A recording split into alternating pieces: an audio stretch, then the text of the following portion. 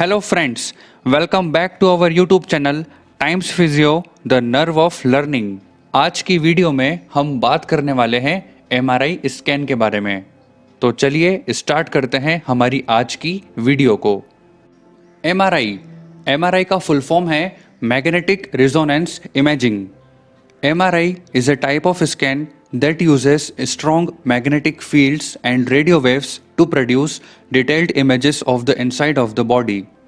When certain atomic nuclei with an odd number of protons and neutrons or both are subjected to a strong magnetic field, they absorb and re-emit electromagnetic energy.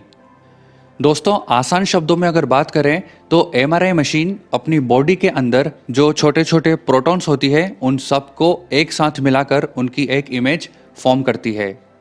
Number 2, MRI is investigation of choice for marrow, soft tissue जैसे brain, spinal cord, ligament, tendon, nerves and vessels. इसके अलावा cartilage and internal organ जैसे liver, womb, prostate gland. Number 3, it is expensive and necessitates keeping the patient immobile for a lengthy period. Basic images in MRI are T1 and T2. दोस्तों, जब भी कभी patient MRI करवाता है तो उस MRI की दो फिल्म बनती है, एक होती है T1 और दूसरी होती है T2। T1 इमेज का मतलब होता है first professional subject anatomy, so in T1 image anatomy is seen. T2 image का मतलब होता है second professional subject pathology, so in T2 image pathology is seen. इसके अलावा water is white on T2 image. अब यहाँ पे वाटर का क्या मतलब है? तो वाटर कोई भी बॉडी फ्लूइड्स हो सकता है।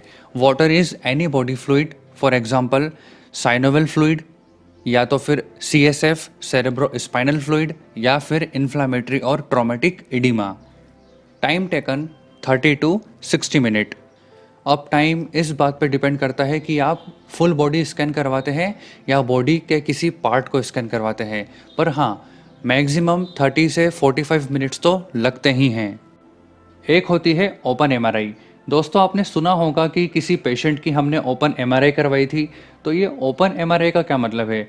अगर किसी पेशेंट को एपिलेप्सी, सीजर या फिर क्लस्ट्रोफोबिया है तो हम ऐसे पेशेंट के लिए ओपन MRI करते हैं। चलिए अब कुछ स्पेशल पॉइंट को भी डिस्कस कर लेते हैं। Number 1, any occult fracture which is not visualised on X-ray. Occult का मतलब होता है हिडन, छुपा हुआ। Occult fracture is one that does not appear well on X-ray, मतलब कि ऐसा फ्रैक्चर जो कि एक्सरे में आपको क्लियरली शो नहीं होता। और इसका सबसे बढ़िया एग्जाम्पल है फ्रैक्चर नेक फीमर।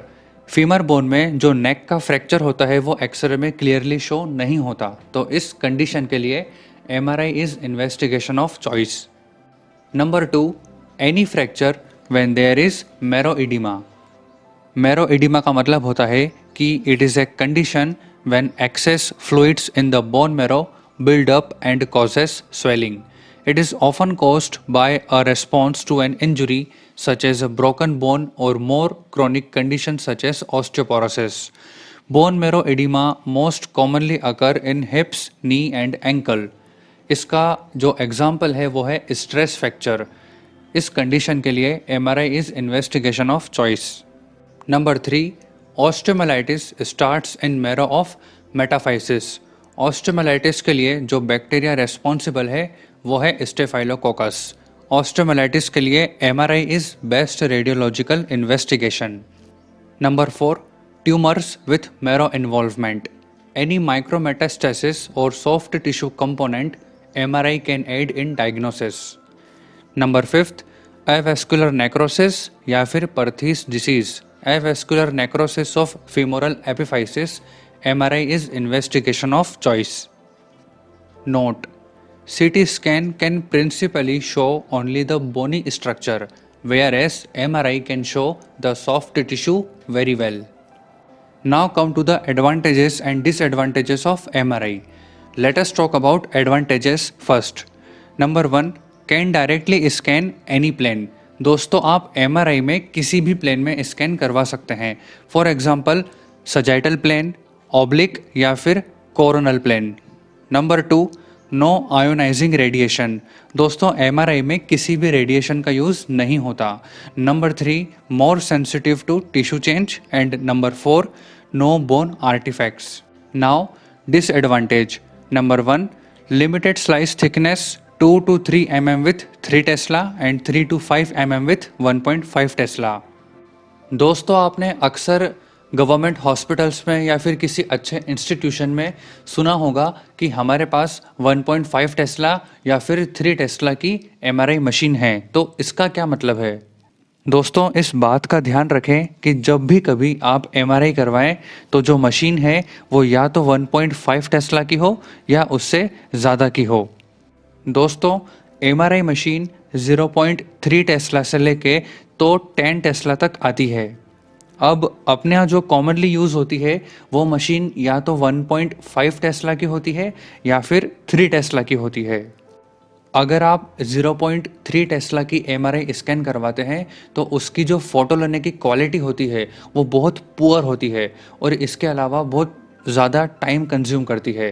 तो आप इस बात का ध्यान रखें कि जब भी आप एमआरआई करवाएं वो या तो 3 टेस्ला की हो या कम से कम 1.5 टेस्ला की तो होना ही चाहिए, क्योंकि ये फास्ट काम करती है और इसकी जो क्वालिटी होती है फ़ोटो लेने की वो बहुत अच्छी होती है। Number 2, claustrophobia. हमने पहले डिस्कस किया है कि अगर कोई पेशेंट उसको एपिलिप्सी, सीजर या फिर क्लस्ट्रोफोबिया है तो उन पेशेंट के लिए हम ओपन एमआरआई करते हैं। Number 3, can not use with pacemaker और फेरोमैग्नेटिक इम्प्लांट।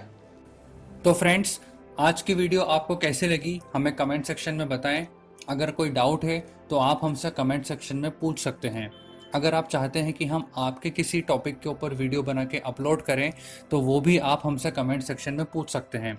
जब तक आप इस वीडियो को आपके सभी फिजियोथेरेपी स्टूडेंट के साथ शेयर करें, सब्सक्राइब करें, लाइक करें हमारे चैनल को। अगर आपको मेडिकल सब्जेक्ट के हैंड रिटन नोट्स चाहिए तो आप हमारे इंस्टाग्राम पेज को फॉलो करें। Thank you.